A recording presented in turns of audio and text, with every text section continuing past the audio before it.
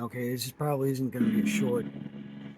Um, I uploaded, I put the new firmware in the NUX, and it doesn't do that thing anymore. You know, like it's cracking up. Like it was a bit thing. It must have been a bit. Well, if you hear it on my shorts, you know, there's the last one there I did with the NUX. That was that was a glitch from. It was a blessing.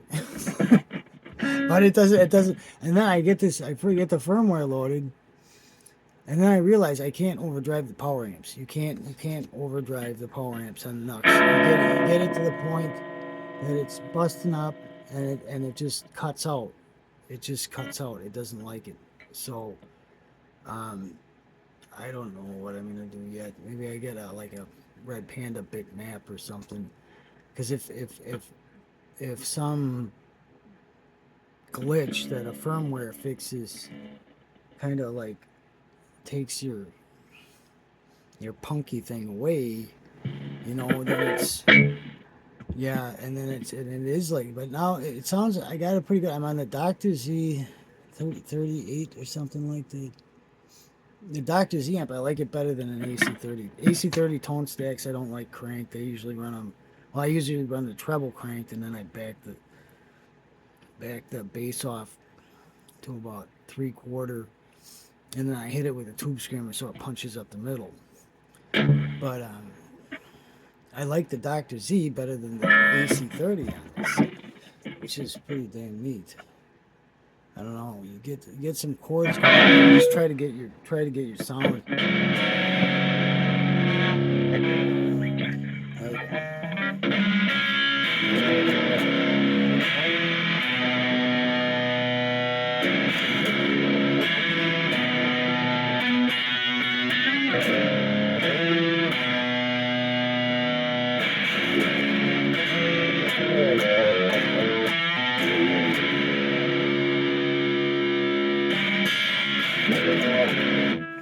You know, whatever.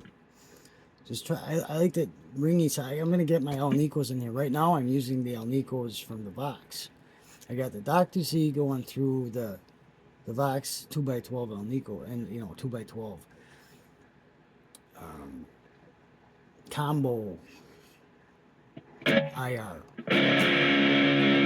and you can mix them up like that. You can mix them up, but that's what I go for is like an Alnico, but the Dr. Z sounds better than the Vox, the AC30, which is kind of a shocker to me. But you know, country amps, punk is usually it's just like country amps with one or two preamp tubes. And then you just boost the shit out of it, but I can't bust up the power sections, so I can't get that power section. You know, it was the glitch. It was the glitch that the thing shipped with, and then it was just glitching. And it made me think it was like it can do power amp breakup type stuff. But it doesn't like that. It doesn't. They didn't model that part. They're just they may have to a point, but they're not doing the breakup. So I don't know. Maybe I get a Weber tube amp kit. I'm thinking about the Maggie. I'm thinking about the Maggie. So I might just get that and build that up. But then too, that's going to be hard to bust up that power section because that is only one tube. I would have to hit it with some monster booster, build in some sort of high voltage FET booster into the thing or something like that to get the kind of boost that I want out of it. But two tubes I can do it, but it's not going to hit that 6L6 hard enough because the 6L6 amplification factor is like 8 or something, where an EL84 is like 19. And that's why I like this amp because I can crack that up so freaking easy with one tube and boost. You know, you get a 12AX7 and EL84, you can crack the power section, but you know 12AX7 into a 6L6, you can have a rough time. So it's like that. But I can mod it. I'll just mod it. A lot of times, but sometimes they'll bypass the tone stack entirely. They'll just wire around it so that it comes out and it hits it as hard as possible. Or, you know, that's if you can't get the tone stack to work out cranked. Like an AC30, a lot of times I'll go from the preamp, they'll go right past the preamp into the power amp. I mean right past the tone stack into the power amp, from the preamp right to the power amp. You know, and then it's freaking as loud as freaking possible when it hits it. But those are, you know, a box AC30 with a tone stack bypassed. You know, that's got a few preamp tubes, and you're hitting the L84s, so that cracks up hardcore.